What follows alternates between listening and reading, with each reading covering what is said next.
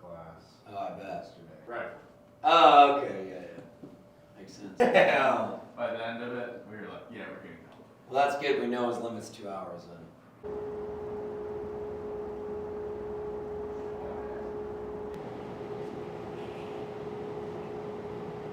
I'm running a Kimbo right now. Damn. Yeah. Just pull that both. Bang, bang. It's like switching Both, to your secondaries two, faster than one. reload. Yeah. Like, oh no, I'm out. Oh shit. Da-da. Hey everyone, Braden here with Tactical Cowboy. We're gonna be running through the team training protocol. Tommy's gonna be leading us off with some cold start, which is gonna be epic.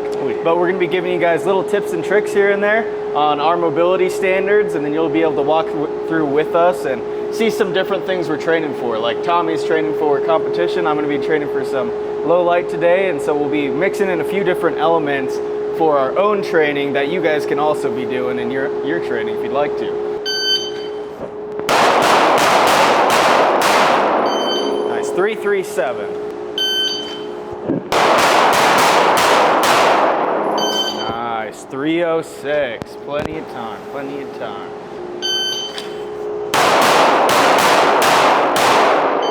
Nice. All right, going left, going left.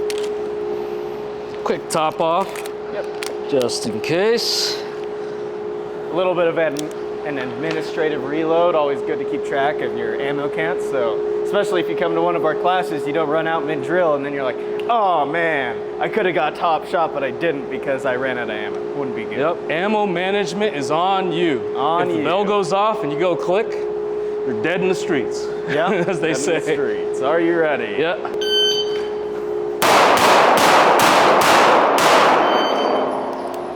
3-5-8, 3-5-8.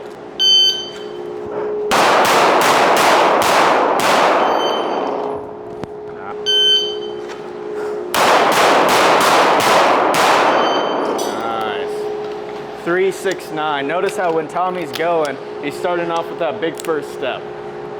I know we say it a lot, big first step. If you guys have ever came to one of our classes, you always hear us say it. Big first step whenever you're shooting on the move. It's gonna help you out a ton when you need to make a time standard, right? It gets you moving, it sets the tone for the rest of the drill, right? So if you need to start moving quick and you start with that big first step, you're no doubt going to move quick. If you start with a little shallow baby step, then it's not gonna go well. Not gonna go well. Yeah, you want to get your momentum going early while you're still getting your grip and your draw. That's the time to push off and then stabilize and then get your hits. Nice. 306, 306. Good. All right, 3-3-3.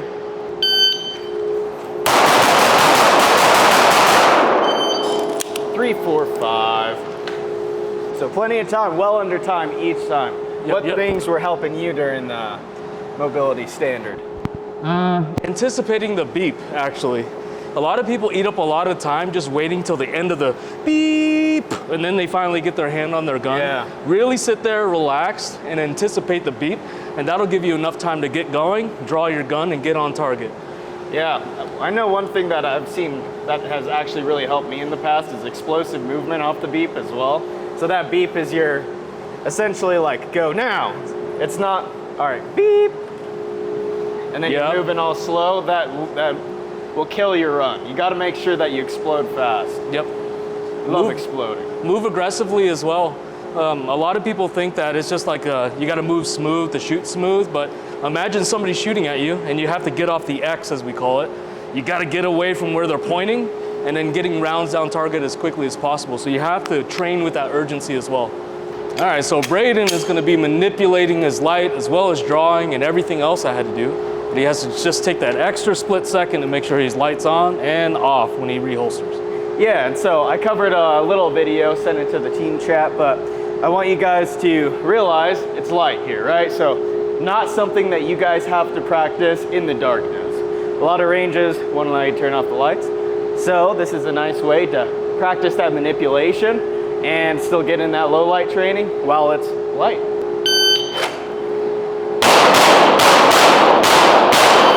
Awesome. 2 alphas in the head.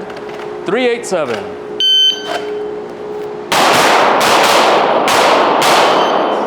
Awesome, 382.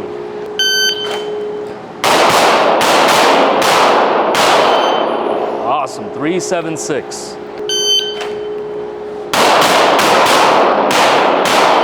Awesome, 377.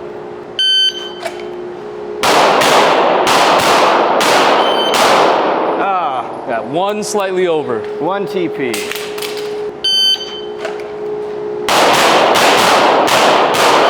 Perfect, 371.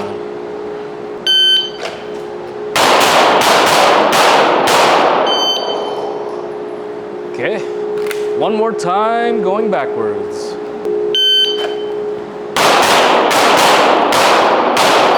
Awesome, 363. All right, for some double bill. billy.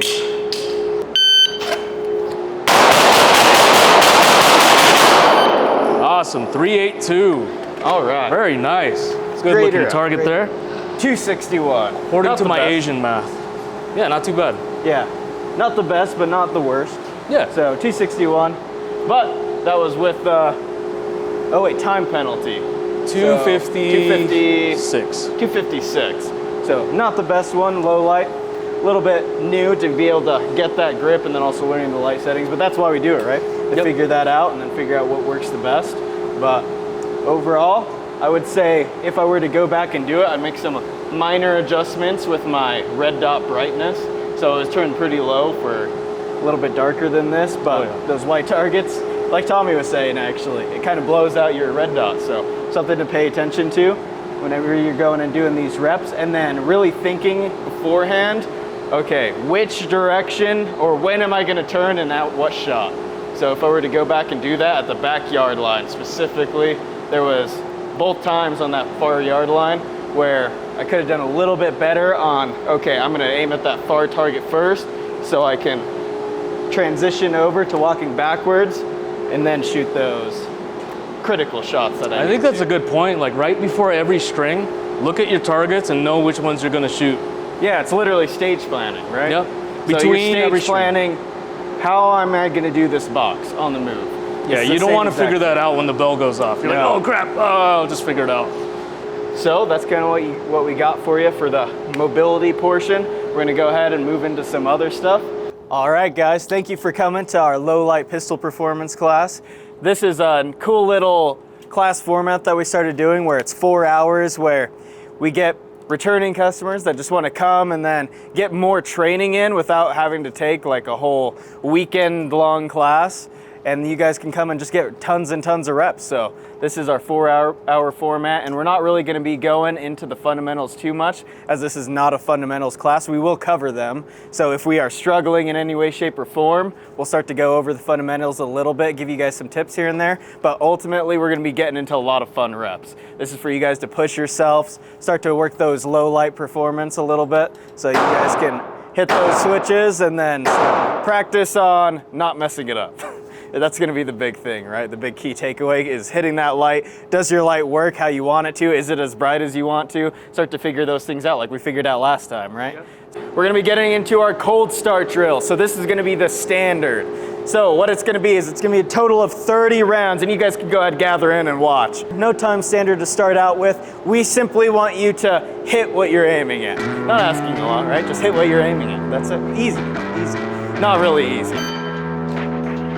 Nice and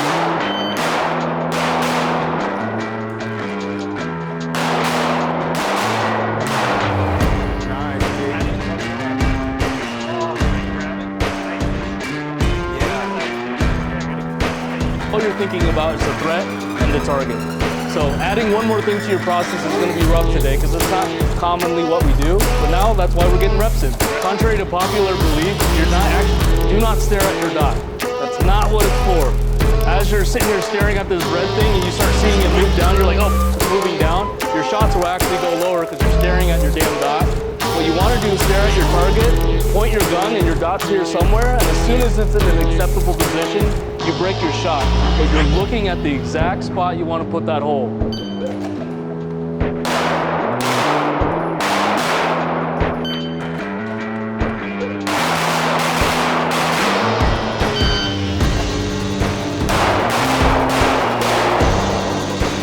Get to your gun.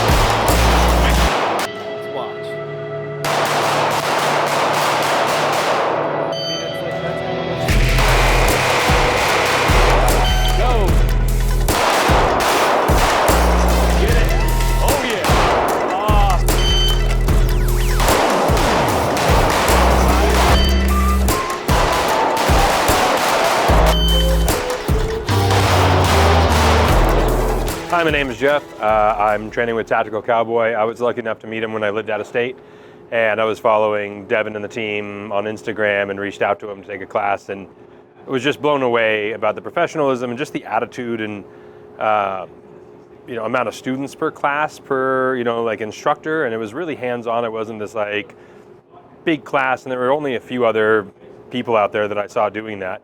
And now that I live in Utah, it's my first class with them. It was a low light class. It was kind of a last minute thing. I'm super excited to be here. My standards, I guess my expectation with Tactical Cowboy is always high because they always deliver, and this is the same. I think low light's really important. I think everyone, well, I guess I'll speak for myself. I train on the range in the daytime or in a well-lit shooting range, and I don't spend a lot of time practicing manipulation of light or shooting with light or moving with light or just sort of anything, but it seems like the TV will tell me that all bad things happen at night. So I'm definitely, I think I'm okay ready in a daytime, but I'm definitely not ready at nighttime, at least, to where I want to be. And so far we've just done drill after drill after drill, just working the manipulation of the flashlight to the trigger to just how you look, and I think this is invaluable. I hope to never use it, but at least now I have some experience at nighttime just in case. All right, awesome. Keep pointed, again.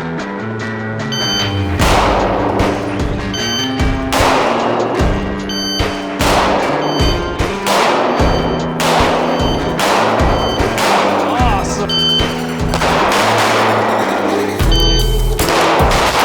A little faster now, a little faster.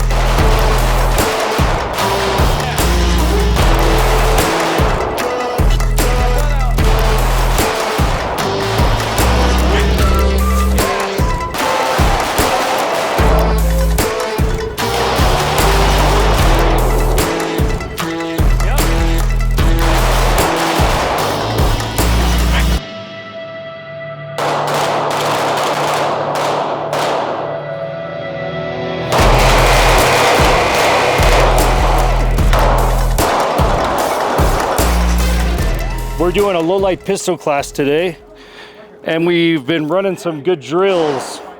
One is you're on your target, the beep, then you go to your other target and pull the trigger. Never done that one before, and that was super helpful in acquiring the target faster. Also, when I'm shooting, to look over at the target and then bring the gun over and not follow my red dot. So those things help me a lot with accuracy and speed. So two good things I hope to practice when I get home. I took this shooting class because primarily I'm a competitive shooter, and it's a stressful environment when you're trying to go fast. There's a lot of things you can learn from shooting at night, shooting in low light conditions, nuances to movement that you realize, like, hey, that's inefficient, or what I'm doing needs to be improved. So coming to these classes really gives me just like a little bit more feedback to hone my shooting ability and my competitive environment. And these guys are great coaches. They put a lot of effort into us in speaking to what our difficulties are and really improving everybody over the course of the class. Right now, we have those guys at the front of the store, and they have no idea what we're setting up back here. Basically, we're setting up a low light scenario where they have to come in and clear the building without shooting any kind of innocents or friendlies and clearing all the hostile targets. And so confirming your sights and getting your target acquisition and confirming that the bad guy is going to be really important here. So we kind of have to make it obvious who's a bad guy and who's not, but then also make it in a way that's safe, and they send all their rounds down that way and not to the walls. So that's what we're working on right now.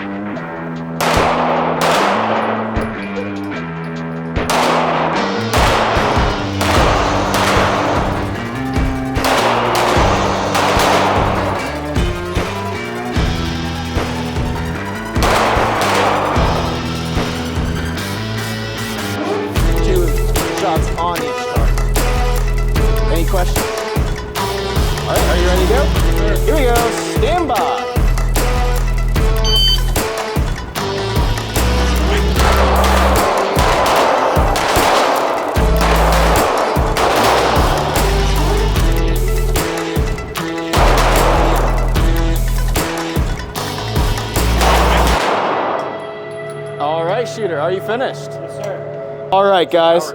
So that was our final competition. You guys could see how important the threat identification, as well as making sure there's not a target behind your target, knowing what's in front of and beyond your target is why it's so important. Very important. Oh yeah, Larry nailed those no shoots. They were looking at them weird. I said. Yep. hands, man. Black hands. Yep. That goes to show, like, when everyone always asks.